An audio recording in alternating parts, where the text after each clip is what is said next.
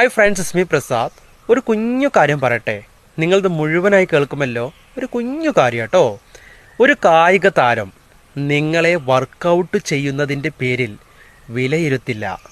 ഒരു ബിസിനസ് ആരംഭിക്കുന്നതിന് ഒരു കോടീശ്വരൻ നിങ്ങളെ വിലയിരുത്തില്ല.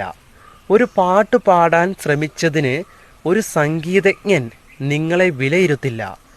എല്ലായ്പ്പോഴും എവിടെയും പോകാത്ത ആളുകൾക്ക് എന്തെങ്കിലും പറയാനുണ്ട്.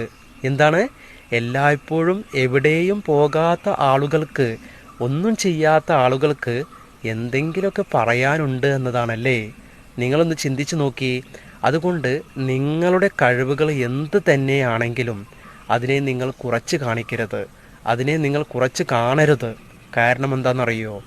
നിങ്ങൾക്കുള്ള കഴിവുകൾ നിങ്ങൾ അത് ശീലിക്കുമ്പോഴാണ് അതൊരു വലിയൊരു കഴിവായി മാറുന്നത്. ശ്രമിച്ചുകൊണ്ടേയിരിക്കും.